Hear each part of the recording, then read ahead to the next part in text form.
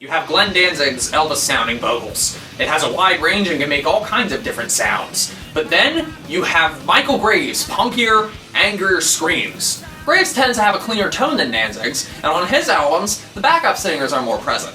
But Graves also does occasional quiet vocals too, which also sound really cool. Here we have the Michale Graves era Misfits albums. American Psycho has more of a theatrical sound. It's a bit angrier than most of the Danzig era, with songs like the title track and From Hell They Came.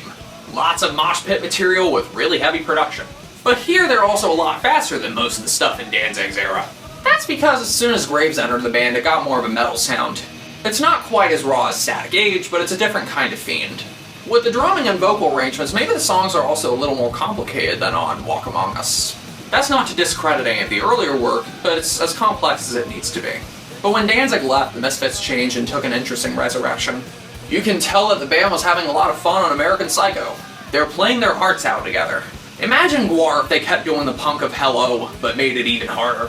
My favorite songs are Dig Up Her Bones, Speak of the Devil, and Crimson Ghost. Something else I forgot to mention is that Doyle's guitar work is also really well done. It's thought through well, he's playing really fast, and they're more melodic than usual. But it also seems like the songs are a lot cheesier than before. And there's probably some more filler on this album than some of the Danzig era albums, but hey, it's the Misfits. And then you have the second album that Graves was on, Famous Monsters. It's thrashier and heavier.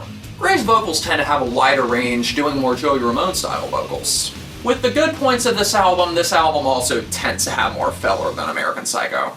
Lyrically, B-movies are the focus, and they went really over the top here. I mean, with the Danzig era, it was dark humor interspersed with hardcore punk. But with the Graves era, it's cheesier and more B-movie influenced. Kong at the Gates serves as an intro, though I personally would have rather had a song be the intro, kind of like how 20 Guys started Walk Among Us. However, Forbidden Zone lets me know that there is more heaviness on this album than on American Psycho. Now, even though it's heavier, I do think that the bass is a little too loud, and the guitars needed to be a little louder. But I will say this, the band is more lyrically diverse.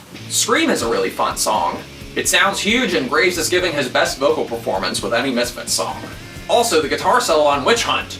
Yeah! Now, my favorite song on the album is Saturday Night. It sounds different for the Misfits, but I can imagine this being a good song to get drunk to. It's a really good love song, and I think it speaks to people on a human level, you know, things that we're all afraid to admit. Now, I also feel like after Die Monster Die, the album kinda goes downhill for me. Like, Pumpkinhead and Die Monster Die are low notes, but Scarecrow Man has my favorite riff on the album. Also, Descending Angel is incredible. It's a fun album, but American Psycho is clearly the superior one. And then you have Cuts from the Crypt, which has nice demos of a bunch of songs from this era. The Hunger is such a sick song.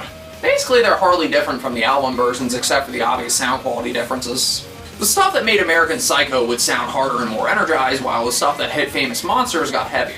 I think ultimately it's worth listening to just for the cover of Iggy Pop's I Gotta Write and Black Flag's Rise Above. Now, as far as the Jerry Only fronted era of Misfits, I'm not really into it as much. It's like Jerry Only's trying to basically copy Danzig's style of vocals, and it just doesn't really work for me. Plus, the albums don't really have a soul. I mean, there's the common debate, which era of Misfits is better, the Danzig era or the Graves era? Why argue? They're both different animals. So enjoy both. They sound like slightly different bands, but both of them are fun to listen to.